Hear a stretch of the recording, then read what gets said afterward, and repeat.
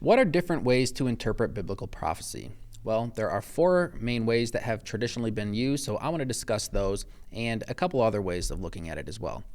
Number one, I want to discuss what is called the futurist interpretation of a prophecy. And basically, it's kind of self-explanatory, but basically what that says is that this prophecy is going to be fulfilled in the future. That future is typically the distant future, and even the future for us reading it today, thousands of years after the fact. The second way to look at biblical prophecy is what is called the preterist approach. So this takes a biblical prophecy and puts it in our distant past, usually around the time of the actual prophecy and the life of the prophet who was delivering the message. The futurist approach is usually called foretelling, and the preterist approach is usually forthtelling, where the prophet is just giving messages from God about the present situation. The third way to look at biblical prophecy is what is called the historicist approach. So rather than looking at a prophecy as referring to like a one-time event, this takes a prophecy and looks at it in a way that it basically unfolds over time. An example would be taken from Ezekiel chapter 26, and this is verses 3 through 5. Ezekiel writes, "Therefore, thus says the Lord God, Behold, I am against you, O Tyre, and I will cause many nations to come against you, as the sea causes its waves to come up. And they shall destroy the walls of Tyre and break down her towers. I will also scrape her dust from her and make her like the top of a rock. It shall be a place for spreading nets in the midst of the sea, for I have spoken, says the Lord God. It shall become plunder for the nations." So this passage from the book of Ezekiel specifically says that a city called Tyre, which was an actual city, a very prominent Phoenician city at the time of Ezekiel, it says that God was going to judge this nation, but it was going to be done basically as waves, like the waves on the seashore, as these waves are continually hitting it. So it was saying that this judgment was going to unfold over time. So the Bible in this example tells us specifically that this judgment was going to unfold like that, but people use the historicist approach and apply it to other prophecies as well. A common example would be like the book of Revelation, rather than placing all of the times in the first century or placing all of the prophecies in the distant future. It basically says that the book of Revelation describes history, how the church age is going to unfold over time. Basically, many different prominent historical events are actually alluded to in the book of Revelation. So that's the third approach, the historicist approach. The fourth way to look at biblical prophecy is what is called the idealist approach, also called the allegorical approach. Rather than looking at a prophecy as referring to a specific historical event, it actually seeks to extract spiritual truths, or it can mean that it refers to like a spiritual reality, not an actual historical human event.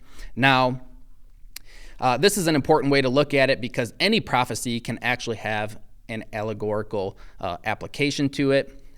Even if a prophecy is referring to a historical event, there are obviously spiritual truths that can be gleaned from these prophetic books. Now, the fifth way of looking at biblical prophecy is what is called the integrated approach. So rather than having to choose one of these four things and thinking that a prophecy can only happen one time, people think that it could be referring to something at the time of the prophet, but also referring to something in the future, and also have the spiritual truth available as well, which, like I said, is probably typically the case.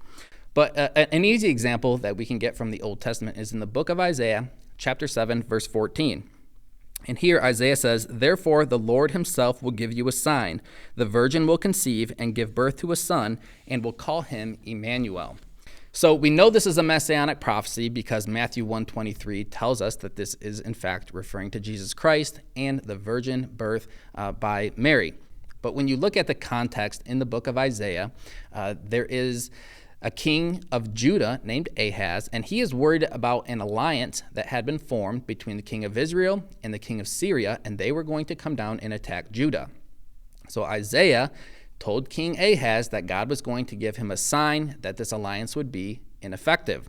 Now, in verse 16, Isaiah says, "Before the boy knows enough to reject the wrong and choose the right, the land of the two kings you dread will be laid waste." Now, This was referring to Jesus Christ, but Jesus Christ's life actually happened 700 years, more than 700 years after this prophecy took place. So clearly, Israel and Syria were laid waste literally by the Neo-Assyrian Empire, but this happened long before the life of Jesus Christ. So this clearly had a present tense application to King Ahaz, but once again, it had another application referring to the birth of Jesus Christ. So this is an example of a multifaceted approach where the Bible very clearly would indicate this twofold application, but this can be true of other prophecies as well. This is rather common, and a prophecy does not have to refer to one single event. Now, our main pastor, Bill Covarrubias, also refers to what he calls prophetic principles that can be taken from prophetic material in the Bible. Now, in his book, The Descending New Jerusalem, that he wrote last year, it takes the prophetic principles that can be gleaned from the book of Revelation and shows how they can apply to our present day. So this does not deny that the book of Revelation may have other applications as well. In fact, one may have a futurist or a preterist view on the book of Revelation and could still read a book like this and not really disagree with what it's saying. The main thing that he's doing is he is trying to pull out a different dimension that people often miss when they read the book of Revelation, and showing how a lot of the principles discussed in that book can apply to us. So I'm sure he has a lot of opinions on the different controversies and things regarding the book of Revelation. But once again, in this book, he doesn't really try to address those, but he rather focuses on these prophetic principles that can be gleaned as well. So today we discussed different ways to look at biblical prophecy. Once again, there are four main approaches. There's the futurist, the preterist, the historicist, and the idealist approach. However, a lot of people today also use an integrated approach where they combine all of these things. But once again, a very important way to look at prophecy is once again taking these spiritual truths, what we're calling these prophetic principles, and really any prophetic book or prophecy in the Bible can provide us truths that we glean and can apply to our present situation today. So if this video ministered to you today, I'd encourage you to go to the Call from the Mountain YouTube channel, like the video, subscribe to the channel, check out the series we're doing on prophetic ministry, and there's actually a lot of other content on the channel as well.